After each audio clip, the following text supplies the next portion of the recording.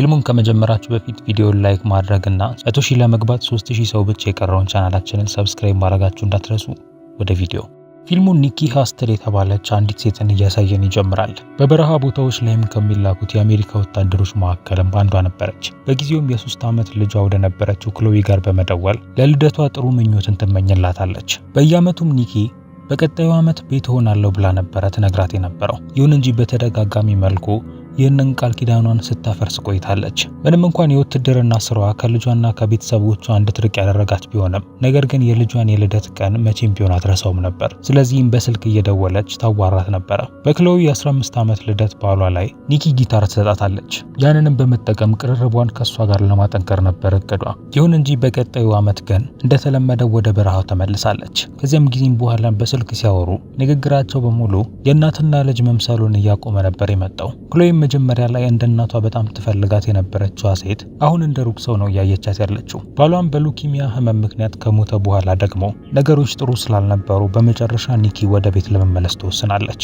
ከዚያም ጊዜ በኋላ ሙሉ ሰዓቷን ለልጇ ለመስጠት ትወስናለች። ከዚያም ኒኪ ለክሎዊ የ16 ዓመት ልደቷ ላይ ጥሩ ድግስን ታዘጋጅላታለች። የክሎዊ ጓደኞች ግን እዛ ከገቡ በኋላ ትንሽ ጊዜ እንኳን ሳያሳልፉ ነበር ከዚያ የወጡት። ክሎዊም እዚህ ከመሆን ይልቅ ከጓደኞቿ ጋር ወጥታ ማሳለፍን እንደምትመርጥ ትናገራለች። ከመጀመሪያው ጀምሮም ኒኪ ከጎኗ ስላልነበረች በዚያ ምክንያት ይሄ ሊሆን እንደቻለም ታሳብባለች። በዛን ቀን ማታም ኒኪ እሷን ይቅርታ ለመጠየቅ ወደ ክፍሏ በሄደችበት ሰዓት ላይ ግን ክሎዊ በወረቀት ላይ ጽፋላት ከዛ ወጥታ ነበረ። የሄደችውም ከጓደኞቿ ጋር ጥሩ ጊዜ ለማሳለፍ ነበረ። በባሩ ውስጥም ክሎዊ ለመጀመሪያ ጊዜ መጠጥ ትጠጣለች። በአካባቢያቸው የሚገኝ የነበረውን ቤን የተባለ ልጅ ይመለከቱና ክሎዊም ሄዳ እንድታዋራውም ያበረታቷታል። እሱም በማታውቀው ሰዓት ላይ መድኃኒት መጠጧ ውስጥ ይከትባትና በእሱ እንድትመረዝ ያደርጋታል። ጓደኞቿን በዛን ሰዓት ላይ ከቦታው ሄደው ነበረ። ኒኪም የልጇን ስልክ በመጠቀም ያለችበትን ቦታ ታጣራና ቤንና ሌሎች ወንዶች ክሎዊን ከዛ በሚያስወጣት ሰዓት ላይ እዛ ትደርሳለች። አንደኛውን ቢላውን በወጣበት ሰዓት ላይ ኒኪ ታስጠለዋለች። ነገር ግን ሌሎቹ ክሎዊን መኪናቸው ውስጥ አስገብተው ከዛ ይሄዳሉ። ለማምለጥ ሲሞክሩም መኪናው ከሌላ መኪና ጋር ሊጋጭ ተዳርሶ ነበረ። ይህም ኒኪ እንድትደርስባቸው ጥሩ እድል ይሰጣታል። መስኮቱንም ሰብራም እሱ ላይ ተንጠልጥላ ከሷ እንዳያመልጧት ለማድረግ ትሞክራለች። ቢሆንም ግን መኪናውን ባዞረበት ሰዓት ላይ ከዛ እንድትወድቅ ያደርጋታል። ኒኪ ግን ተስፋ ሳትቆርጥ የሚሄዱበትን መንገድ በማስላት በአቋራጭ መንገድ ትደርስባቸዋለች። ከዚያም ከፎቁ ላይ ዘላ መኪናቸው ላይ ታርፍና የመኪናውን ሹፌር አይኑን በመኪናዋ ቁልፍ በመውጋት መኪናቸውም አንዱ ቦታ ጋር እንዲጋጭ ታደርገዋለች። ይሁን እንጂ በግጭቱም እሷም ከመኪናው ወድቃ ከባድ ጉዳት ይደርስባታል። ቤንም ይህንን እድል በመጠቀም እየነዳ የነበረውንና የተወጋውን ሹፌር ከመኪናው አውጥቶ በመጣል እሱ መኪናውን ይዞ ከዛ ይሄዳል። ኒኪም በዛ ወለሉ ላይ እንደተኛች በድምጿ አንድ ሰው ከጠፋ በኋላ ለማግኘት 72 ሰዓታት ብቻ እንደሚኖሩ ትነግረናለች። አለበለዚያ ግን ያ ሰው የመሞት እድሉ በጣም የሰፋ ነው የሚሆነው። ከዚያም ትዕይንቱ 27 ሰዓታትን በመዝለል በ44ኛው ሰዓት ላይ ደግሞ ያሳየናል። ኒኪም ሰዎች በሚቀጡበት በአንድ ክፍል ውስጥ ተዘግዝቃ ተሰቅላ ያሳየናል። አሁን ላይም የቀራት ሰዓት 44 ሰዓት ከ27 ደቂቃ ነበረ። ቪክቶር አራጁ እየተባለ የሚጠራው ሰው በዚህ ቦታ ላይ የተለያዩ ሰዎችን እየቀጣ ይገላቸው ነበር። እሷንም እንደዛው ሊቀጣት ያሰበ ሲሆን ከጎኗም የሚገኙት አካሎች የሞቱ ሰዎች አካል ነበሩ። ከአካሎቹ መካከል አንደኛው የቤን ሲሆን ወደሚገኙበት ቦታ ኒኪን አስከትሎ በመምጣቱ ምክንያት ገለውታል። ኒኪም ልጇ ክሎዊ የት እንዳለች በመጠየቀው ሰዓት ላይ ቪክቶር ከብቶች ስም እንዳላቸው እንደማያውቅ ይናገራል። ከዚያም የሚስተር ሱሊቫን የነበረውን ያንን መጠጥ ቤት በማቃጠሏ ትልቅ ስህተት እንደሰራች ይነግራታል። ነገር ግን ያደረገችው ያንን ብቻ ሳይሆን በዛ ውስጥ ታግተው የነበሩትን ወጣት ሴቶች እንዳለ ፈታቸው እንዲሄዱ አድርጋቸዋለች። ፊት ለፊቷ ቢላውን እንኳን ደቅኖባት ሳለም ኒኪ እንዲፈታትና አለበለዚያ ግን የሚደርስበት ነገር ከባድ እንደሆነ ትነግረዋለች። ከዛ በተጨማሪም የልጇን ማድራሻም የሚነግራት ከሆነም እንዲኖር እንደምትፈቅድለት ትነግረዋለች። ቪክቶር ግን በመሳቅ ሆዷ ጋር ይቆርጣትና ታፏ ላይ ይወጋታል። ልክ በዛን ሰዓት ላይ ግን ስልክ ይደወልለታል። የደወለለትም የማህበሩ ማናጀር የነበረው ሚስተር ሱሊቫን ነበረ። እሱም ትኩረቱ ስልኩ ላይ በነበረበት ሰዓት ላይ ኒኪ ታፏ ላይ የተሰካውን ቢላ በመጠቀም የታሰረችበትን ገመድ ትቆርጠዋለች። ራሷንም ነፃ አውጥታ እንደጨረሰች ግን ቪክተር ይመታታል። ቢሆንም ግን ኒኪም እንደዛው አቅሟን በመጠቀም በተደጋጋሚ እሱን ትወገዋለች። ልጇም የት እንዳለች በሚጠይቀው ሰዓት ላይ ምንም መልስ ሊሰጣት ስላልቻለ አንደኛውን ጆሮውን ትቆርጥበትና የማይተባበራት ከሆነ ሞቱን አሰቃቂ ሞት እንደሚሆን ትነግረዋለች። እሱም በመጨረሻም ሱሊቫን መሪያቸው ሳይሆን የእነሱ ማናጀር እንደሆነ ይናገራል። ነገር ግን ድርጅቱ በዋነኝነት ይመራ የነበረው ሊቀመንበር እያሉ በሚጠሩት ሰው ነበረ። ከደቂቆች በኋላም ትላልቅ የሀብታም መኪኖች ወደ ቦታው ይመጣሉ። ኒኪ ግን ውጪ ላይ ተደብቃ እየተመለከተቻቸው ነበረ። ከማላቸውም ደህና ልብስ ለብሶ የነበረው ሰው ከመኪናው ሲወጣ ትመለከተዋለች። አብረውትም ጠባቂዎች ያሉ ሲሆን ይህም ሰው ሱሊቫን እንደሆነ እንድትገነዘብ ያደርጋታል። ውስጥም በገባበት ሰዓት ላይ ሱሊቫን ተዘግዝቆ የተሰቀለውን ቪክቶርን ይመለከተዋል። እላዩ ላይ ደግሞ የኒኪና የክሎይ ፎቶም አብሮት ይገኝ ነበረ። ከፎቶ ጀርባ ደግሞ የተጻፈው ጽሑፍ ልጇን አጥብቃ እንደምትፈልግ ይናገራል። ይሁን እንጂ ሱሊቫን የተፈጠረውን ነገር ለሊቀመንበሩ ሊነግረው አልፈለገም። ምክንያቱም ሰውየው ድክመትን የማይቀበል አይነት ሰው ነበረ። ስለዚህም በቀጥታ ራሱ ጋር የነበሩትን ሰዎች በሙሉ ኒኪን ፈልገው እንዲያገኟት ያዛቸዋል። በሌላ በኩል ኒኪ ግን ተደብቀ የሱሊቫንን መኪና በመከተል ይኖርበት ወደ ነበረው ትልቅዬ ቤት ታመራለች። ጠባቂዎቹ የሚንቀሳቀሱ የነበሩት ጥንቃቄ ባለው መንገድ ነበረ። ከነሱ በተጨማሪም አካባቢው በካሜራ በድሮን እናም በአደገኛ ውሾች የሚጠበቅ ነበረ። ስለዚህም ቀጥተኛ ጥቃት ለማድረስ የሚፈልግ ሰው ካለ ራሱን እንዳጠፋ ነው የሚቆጠረው። ያንንም ተመልክታም የኃይለኝነት ስሜቷ ቀዝቅዝ ባለበት ሰዓት ላይ ቁስሎቿ መሰማት ይጀምሯታል። ስለዚህም መጀመሪያ ቁስሎቿን ማከም እንዳለባት ትገነዘብና ከዛ አካባቢ ትሄዳለች። ይህ በእንዲህ እንዳለ ፖሊሱ ካፒቴን ማይክል የሲሲቲቪ ካሜራዎችን በመጠቀም የሱሊቫን ክለብ እንዴት እንደተቃጠለ መመልከት ይጀምራል። የሆነ ጥቁር ልብስ ለብሶ የነበረ ሰውም ነበረ ፊት ለፊት ይገኙ የነበሩትን 5ቱን ጋርዶች የገደለው። ከዚያም የታገቱትን ሴቶችም ካስወጣ በኋላም ህንፃው በእሳት እንዲያያዝ አድርጓል። ማይክልም እንደተመለከተው ከሆነ ጥቃት አድራሹ ጥሩ የሚባል የፍልሚያ ልምድ አለው። በሆቴል ክፍሏ ውስጥ የምትገኘው ኒኪ ቁስሎቿን ማከምና ከህመሟን ማስታገስ ትጀምራለች። ከድካሟም ለመላቀቅ ቡናና ኃይል ሰጪ መጠጦችንም ትጠጣለች። ምክንያቷ ደግሞ ለመተኛት የምታስብ ከሆነ ክሎይ ተጨማሪ ሰዓት የላትም። አሁን ላይም 32 ሰዓት ብቻ ቀርቷታል። ማይክልም በካሜራዎቹ ላይ የተቀዱትን ቪዲዮዎች መመልከት በጀመረበት ሰዓት ላይ ክለቡ ከመቃጠሉ በፊት ኒኪ ከባሩ ውስጥ ቤንን ጎትታ በማስወጣት ጭንቅላቱን ብላ ስትገለው ይመለከታል። ፖሊሶች ከዛ በተጨማሪ ከመኪናው ውስጥ ወድቆ የሞተውን ሰውዬ ሬሳ በመመርመር ከአይኑ ውስጥ ያገኙት ቁልፍ የኒኪ የመኪና ቁልፍ እንደሆነም ተገንዝበዋል። ማንነቷንም ለመጀመሪያ ጊዜ በተመለከቱበት ሰዓት ላይ በሁኔታዋ በጣም ይገረማሉ። በቀጣይ ኒኪ ወደ አንድ ሱቅ በመሄድ አንዳንድ እቃዎችን ትገዛለች። በዛም ሰዓት ላይ በግድግዳው ላይ ተሰቅሎ የነበረውን አንድ ስኬትቦርድን ትመለከትና እሱን ለመግዛትም ጥያቄ ታቀርባለች። ይሁን እንጂ ሰውየው ግን እቃው የሚሸጥ እንዳልሆነና ቤቱን ለማሳመር ብቻ እንደተጠቀመበት ይነግራታል። ይሁን እንጂ ከባድ ቀን እንዳሳለፈች ከተመለከተ በኋላ ሊሸጥላት ይወስናል። በዛን ቀን ማታ ላይ ሊቀመንበሩ ወደ ሱሊቫን ይደውላል። በተቃጠለው ክለብ ምክንያትም በጣም ተናዶ ነበረ። ምክንያቱም የሚያስወጣቸው ገንዘብ በጣም ትልቅ ነው። ተጨማሪ የታገቱ ሴቶችም ወደዛ እየመጡ ስለነበረ ነገሮችን የማያስተካከል ከሆነ ሱሊቫንን እንደሚተካው ይነግረዋል። ኒኪም በሱሊቫን ቤት አካባቢ በመሆን የሱ መኪና እስከሚሄድ ድረስ ትጠብቃለች። ከዚያም የጥርስ መከላከያውን ካደረገች በኋላም በፈጣኑ መኪናዋን በመንዳት ከነሱ መኪና ጋር ታጋጨዋለች። ከዚህ በፊት የገዛቸው የጥርስ መከላከያና 5 ፖይንት ሃርነሱም በግጭቱ ከፍተኛ ጉዳት እንዳይደርስባት ያደርጋል። ይሁን እንጂ ሱሊቫንና የሱሊቫን ጠባቂዎች የሆነ ያክል ጉዳት ይደርስባቸዋል። ይሁን እንጂ ራሳቸውን ከማዘጋጀታቸው በፊት ኒኪ የስኬትቦርዱን ተጠቅማ በመሬቱ ስር በማለፍ ውስጥ የነበሩትን ጋርዶች በሙሉ ትገላለች። ከዚያም ልታስተርፍ የቻለችው አንድና አንድ ሰው ሱሊቫን ነበረ። እሱንም በስኬትቦርዱ ከመታችሁ በኋላም ሽጉጧን ደቅናበት ክሎይ የት እንዳለች ትጠይቀዋለች። ሱሊቫንም የት እንዳለች እንደማያውቅ በነገራት ሰዓት ላይ ሁለቱም እግሮቹ ላይ ተኩስበታለች። በመጨረሻም ሊረዳትና ወደ ሊቀመንበሩ ጋር ሊወስዳት ያስባል። ሰውየውም የሚገኘው በግራንድ ሆቴል ውስጥ እንደሆነ በሚነግራት ሰዓት ላይ ትገለውና የእሱ እርዳታ እንደማያስፈልጋት ትነግረዋለች። ከመሄዷን በፊት የአንደኛውን የመኪና እቃ ማስቀመጫ በከፈተችው ሰዓት ላይ ክሎይ እንዳገኛታለች። ኒኪም እሷን በመያዝ በባስ ወደ ቤቷ ትወስዳታለች። እሷም ከባድ ድካም ውስጥ ስለነበረች እዛው መኪና ውስጥ እንዳለች እንቅልፍ ይወስዳታል። በዛም ሰዓት ላይ በውትድርና ላይ በነበረችበት ጊዜ ያሳለፈችውን ከባድ ጊዜ እንደ ህልም ትመለከታለች። ያንንም ከተመለከተች በኋላም ሰላማዊ የሚመስሉ ጊዜያት እንዴት ወደ ሞት ወደሚያደርሱ ጊዜያት ሊቀየሩ እንደሚችሉ ታስባለች። ትውስታዎቿም ወደ ሆስፒታል ይወስዷታል። ኒኪና ክሎይም እየሞተ ወደ ነበረው ባሏ ስር ተቀምጠው ያለቀሱበትንም ጊዜም ታስታውሳለች። ቤትም ከተመለሰች በኋላ ኒኪ ክሎይን አሁን ደህና እንደሆነችና እንድትረጋጋ ትነግራታለች። ልጅቷም ከባድ መድኃኒቶች ተሰጥቷት ስለነበረ መልስ ለመመለስ የሚያስችላት ሁኔታ ላይ ራሱ አልነበረችም። ኒኪም ሰዎቹ መድኃኒቱን ለመውጋት የተጠቀሙበትን የመርፌውን ቀዳዳ ከተመለከተች በኋላ በዛ ከባድ ሐዘን ውስጥ ትገባለች።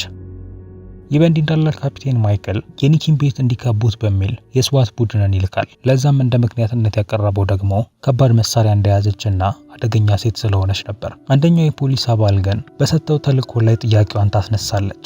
ምክንያቱም በቦታው ላይ ንጹሃን ዜጎች አሉ።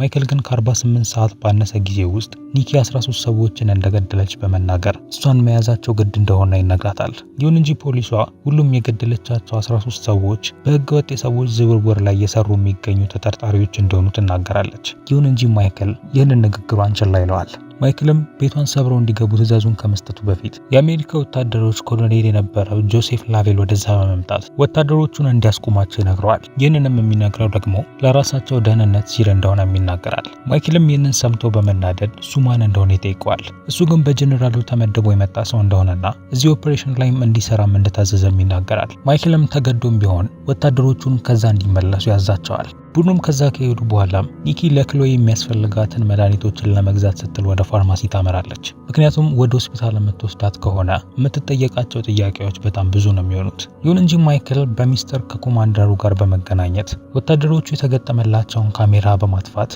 ኒኪን እንዲገሏት ያዛቸዋል። ኒኪን በምትጓዝበት ሰዓት ላይ በመኪናው መስታወት በኩል የወታደሮቹን መምጣት ትመለከታለች። ቡድኑም ወደ አንድ ቦታ ተከትሏት እንዲመጡ ካደረገች በኋላም አታላቸው ከኋላቸው እንዳለች እንመለከታለን። አንደኛው ፖሊስም ኮሎኔሉን ማን እንደሆነ በሚጠይቀው ሰዓት ላይ በልዩ ኃይል ቡድን ውስጥ የኒኪ አለቃ እንደነበረ ይናገራል። እሱም ካሰለጠናቸው ወታደሮች መካከልም አደገኛ ከሚባሉት መካከል አንዷ እንደሆነች ይናገራል። ማይክልም እንደገደሏት የሚናገር መረጃን በሚጠብቅበት ሰዓት ላይ ድንገት ላያቸው ላይ የነበረው ካሜራ ይበራል። ከዚያም ሁሉም የተላኩት ወታደሮች እንደተጋደሙም እንመለከታለን። ኒኪም 6 አምቡላንሶችን እንዲልኩና እያንዳንዳቸውም ሕክምና እንደሚያስፈልጋቸውም በካሜራው ትነግራቸዋለች። ላቬልም ማይክል ያንን ተልዕኮ በድብቅ በመስጠቱ በሱ በጣም ይናደድበታል። ለኒኪም በሬዲዮ በመጠቀም እንድታቆም ይለምናታል። ኒኪም ቡድኑ ልጇን እንደወሰዱባትና ከባድ ጥቃትም እንዳደረሱባት ትነግረዋለች። ላቬልም ብቻዋን እሷን ሊያገኛት ቢያስብም ነገር ግን ሰዎቹ ላደረጉበት ነገር በሙሉ ሳታስከፍላቸው እንደማታቆም ትነግረዋለች። ኒኪም ወደ ቤቷ ሮጣ ስትመለስ የቤቷ በር ተከፍቶ ነበር ያገኘችው። በቤት ውስጥ የነበረችው ክሎይም ከቡቶ እንደተሰወረች ትመለከታለች። አንድ ወጣት ፖሊስም ከኒኪ ኋላ በመምጣት ሽጉጡን ይደቅንባታል። ይሁን እንጂ ወዲያውኑ ሽጉጡን ተቀማዋለች። ከወንጀለኞቹ መካከልም አንዱ ስለመሰላት ሽጉጡን እሱ ላይ ትደቅናለች።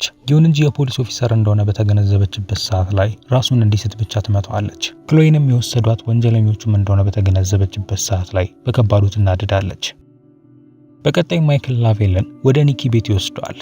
በዛም ሰዓት ላይም ላቬል ማይክል እንዴት የስዋት ቡድንን ምራ ተብሎ እንደተፈቀደለት ይጠይቀዋል። ማይክልም ኒኪ 13 ሰዎችን ስለገደለች ለዚህ ደግሞ ትክክለኛውን ፍርድ ማግኘት እንዳለባት ይናገራል። ላቬል ግን ኒኪ ጀግና ወታደር እንደሆነችና የገደለቻቸውም ሰዎች ደግሞ ትክክለኛ ወንጀለኞች እንደሆኑ ይናገራል። ማይክልም ለዚህ የሚመልሰው ምንም አይነት መልስ አልነበረውም። ላቬልም እንዴት አንድ የፖሊስ ኦፊሰር እንደዚህ ውድ የሆነ ሱፍ ሊለብስ እንደሚችል ይጠይቀዋል። ማይክልም ይህንን ጥያቄ ሲሰማ በጣም ይናደዳል። ለዚህም ግን የሚመልሰው መልስ አልነበረውም። ፖሊሶችም በቀጣይ ወደ ኒኪ ቤት ሲገቡ ኒኪም በቤት ውስጥ አልነበረችም። ኒኪም በከተማው የሚገኙ ፖሊሶች በሙሉ እሷን እንዲፈልጓትና ባገኟትም ሰዓት ላይ እንዲገሏት ትዕዛዝን ያስተላልፋል። ብዙም ሳይቆይ ግን ከፍተኛ ደረጃ ላይ የሚገኙ 2 ፖሊሶች ወደዛ ይመጡና እሱንም በሙስናና ስልጣኑን ለራሱ ጥቅም በመዋሉ ምክንያት ባለበት ያስሩታል። የተለያዩ ወንጀለኞችንም ለመደበቅ አብሯቸው እንደሚሰራ የሚያሳይ ከነሱ ገንዘብ የተቀበለበት የተለያየ የባንክ ሪከርድም ነበረው። የተናደደው ማይክልም ላቬልን ለመምታት ይሞክራል። ይሁን እንጂ እሱ ግን በቀላሉ እጁን በመጠምዘዝ ከመኪናው መስታወት ጋር ያጋጨዋል። ላቬልም ትኩረቱን ወደ ኒኪ ከመመለሱ በፊትም በእስር ቤት ውስጥ ያማረ ቆይታ እንዲያደርግ ይመኝለታል። ይህ በእንዲህ እንዳለ ኒኪ በቀጣይ ወደ ግራንድ ሆቴል ትደርሳለች። የቡድኑም ዋና የስራ ቦታም ይሄ ቦታ ነበረ። ቤዝመንቱን የሚጠቀሙበት የነበረውም የተለያዩ የታገቱ ሴቶችን ለማቆየት ነበረ። የተቀሩት ወለሎች ደግሞ የሊቀመንበሩ መኖሪያ ቤት ነበረ። ቦታውም በብዙ ጋርዶችና በካሜራዎች እንደሚጠበቅ ካስተዋለች በኋላ ኒኪ ትንሽ ራቅ ብላ መኪናዋን ታቆማለች። የመኪናዋንም ጋዝ እንዲፈስ ካደረገችው በኋላም እሳቱን ለኩሳ ከዛ ትሄዳለች። ከዚያም መኪናዋ በእሳት እንደተያያዘ በመናገር ወደ እነሱ የደነገጠች ሴት አስመስላ ማምራት ትጀምራለች። ከዚያም ግን ያገኘቻቸውን ጋርዶች እየገደለች ትገባለች። የታገቱትንም ሴቶች ከፈተች በኋላም ወደ ኪችን ውስጥ በመግባት እዛም ውስጥ ይገኝ የነበረው ጋዝ በሙሉ ክፍሉን እንዲሞላው ታደርገዋለች። ከደቂቆች በኋላም ውጭ ላይ ያስቀመጠችው መኪና ይፈነዳል። ይህም የሆቴሉ የመብራት ገመድ የሚገኝበት አካባቢ ስለሆነ የሆቴሉን መብራት እንዲቋረጥ ያደርገዋል። ብዙ ጋርዶችም ጋዝ እንዳለ ባለማወቅ ወደ ኪችኑ ያመራሉ። ኒኪም እሳቱን በማስነሳት ውስጥ የነበሩትን ጋርዶችን በዚህ መልኩ ትገላቸዋለች። ከዚያም ቢላዋንና ጨለማውን በመጠቀምም በጸጥታ እነሱን መግደል ትጀምራለች። ወደ ላይኛው ወለልን ባመራችበት ሰዓት ላይ በብዛት የሚቆጠሩ ተጨማሪ ሴቶች እዛም ታግተው እንደሚገኙ ትመለከታለች። ወለሉም በእሳት እንደተያያዘን በመናገርም ከዛ እንዲወጡም ትነግራቸዋለች። ከዚያም ኒኪ 2 መሳሪያ በመያዝ ደረጃውን በመጠቀም ወደ ላይ ትወጣና እዛ የነበሩት ጠባቂዎች ላይም ጥቃት ታደርስባቸዋለች። ለዚህም ደግሞ የሚገርም የፍልሚያ ችሎታዋን ትጠቀማለች። 3 መሳሪያ የያዙ ጠባቂዎችም በጨለማ ውስጥ በተደበቁበት ሰዓት ላይ አውቃ በመተኮስ የተኩሱ ብርሃን ከየት እንደሚመጣ በመመልከት ባሉበት ትገላቸዋለች። ጥይት ባለቀባት ሰዓት ላይ ግን ኒኪ በእጇ ብቻ እንድትፋለም ትገደዳለች። ሁለት ወንዶችን በመጥረቢያ ጥቃት ሊያደርሱባት ይሞክራሉ። አንደኛውም በገመድ አንቋት ራሷን ልስት በተዳረሰችበት ሰዓት ላይ ዞራ ጆሮውን ትነክሰውና ገመዱንም እንዲለቅላት ታደርገዋለች። ከዚያም ግን ያንኑ ገመድ በመጠቀም እሱን ትገለዋለች። በመጨረሻም የደረሰባት ጉዳትና ድካሟ ራሷን እንድትስት ያረጋታል። በመጨረሻ ግን ክሎይ ፍልሚያዋን እንድታቆም ስትነግራት እሷ ግን እንደምታገኛት ትነግራትና ይህም ብርታት ሆኗት በድጋሚ ከወደቀችበት ትነሳለች። አሁን ላይም የቀሯት ሊቀመንበሩና የሱ ከባድ ጠባቂ የሚባለው ኮሬታ ነበሩ። ኮሬታም ሊቀመንበሩ ከዛ እንዲያመልጥና እሱ ግን ከኒኪ ጋር እንደሚፋለም ይነግረዋል። ይሁን እንጂ ምንም ነገር ከማድረጉ በፊት ከበሩ ጀርባ ሆና በከባድ መሳሪያ ትመታዋለች። ከዛው አቅራቢያ ግን ኒኪ ሌሎች በብረት ሳጥን ውስጥ ተዘግቶባቸው የነበሩ ሴቶችን ታገኝና እነሱን መፍታት ትጀምራለች። ይህም ሊቀመንበሩ ክሎይን እንዲይዛት እድል ይሰጠውና እሷ ላይ መሳሪያ ደቅኖባት ከዚያ ይወጣል። ኒኪም እንደዛው መሳሪያዋን ስትደቅንበት መሳሪያዋን እንድታስቀምጥና ለበለዚያ ግን ክሎይን እንደሚገላት ይነግራታል። ልክ የያዘችው 72 ሰዓት አልቆ ዜሮ በሆነበት ሰዓት ላይ ኒኪ ጭንቅላቱ ላይ ተኩስበትና ትገለዋለች። ከዚያም ወዲያውኑ ክሎይን ይዛ ወደ ሆስፒታል በመሄድ ብዙ መድኃኒቶች እንደተሰጧት ትነግራቸዋለች። ከዚህ ሁላ ጊዜ በኋላም ለመጀመሪያ ጊዜ ኒኪ ምንም ሳታደርግ የሚፈጠረውን ነገር በሙሉ መጠበቅ ትጀምራለች። ከሰዓታት በኋላም ክሎይ እየተሻለች ትመጣለች። ኒኪም ከጎኗ በመሆንም በመጨረሻ ራሷ እንቅልፍ እንዲወስዳት ትፈቅዳለች። ምክንያቱም ረጅሙ የህይወቷ 72 ሰዓት አልቋል። ከዚያም ትዕይንቱ ላቬል በሚስጥር ሌሎች የፖሊስ አባላትን ሲያዋራ እንመለከተዋለን። ድርጅቱም 13 አባላቱን ካጣ በኋላ እንኳን ለምን ክሎይን ለኒኪ ሊመልስላት እንዳልቻለም ይነጋገራሉ። ላቬልም ኒኪ ቀድሞውኑ ልጇን እንዳገኘች ይናገራል። ነገር ግን ልጇን ያገኘቻት ሞታ ነበረ። እውነቱንም ለመቀበል ስላልቻለች ኒኪ ከባድ የአእምሮ ህመም ውስጥ ትገባለች። ዶክተሮቹም ሆስፒታል ውስጥ አስገብተው የሚያስፈልጋትን መድኃኒት በሙሉ ይሰጧታል። ላቬልም ለመጨረሻ ጊዜ ኒኪን በተመለከታት ሰዓት ላይ ሰውነቷ በሙሉ እያገገመ ነበረ። ይሁን እንጂ አይምሮዋ ግን አሁንም ከባድ ሁኔታ ውስጥ ነበር። ትነግረው የነበረውም እስካሁን ብዙ ጊዜ እንዳባከነችና ልጇንም ወዲያውኑ ማግኘት እንዳለባት ነበረ። ኒኪም የክሎይን መሞት በጭንቅላቷ ውስጥ ልትቀበለው አልቻለችም። ዶክተሮቹም እንደነገሩት ከሆነም ኒኪ ተኝታ በተነሳችበት ሰዓት ላይ በሙሉ ይህ አስተሳሰብ ይመለስባትና አሁንም ኒኪ እንደጠፋችባትና እሷንም ለማግኘት 72 ሰዓታት ብቻ እንዳሏት ማሰብ ትጀምራለች። ይህም ደግሞ ከዛ በኋላ የተፈጠረውን ነገር በሙሉ እንድትረሳ ስለሚያረጋት ያንን ተልዕኮዋን ለማሳካት ትነሳለች።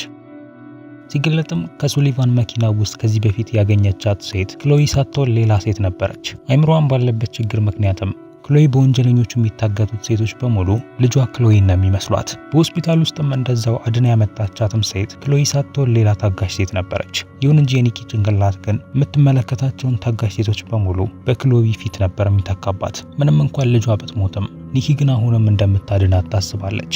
ይህም ንዴቷም ደግሞ ማንም ወደማያስቆመው መሳሪያነት እንድትቀየር ስላደረጋት ለፖሊሶቹም ወንጀለኞቹን በማስቆም ስራ ላይ እንድትረዳቸው አድርጓታል። በመጨረሻው ትዕይንት ላይም ኒኪ ስትነቃ እንመለከታታለን። ልጇንም ማግኘት እንዳለባት ስትናገር 72 ሰዓቱም ይጀምራል። ይህም አሁንም በተመሳሳይ አዙሪት ውስጥ እንዳለችና ልጇ ክሎይንም አግተውብኛል የምትላቸውን ወንጀለኞች ለመያዝ ልትሄድ እንደሆነ እያሳየን ፊልሙም ያበቃል። ይህን ይመስል ነበር። ፊልሙ ከተመቻችሁ ቪዲዮ ላይክ እና ቻናሉን ሰብስክራይብ ማድረግ እንዳትረሱ። በሌላ ቪዲዮ እስከምንገናኝ ድረስ ግን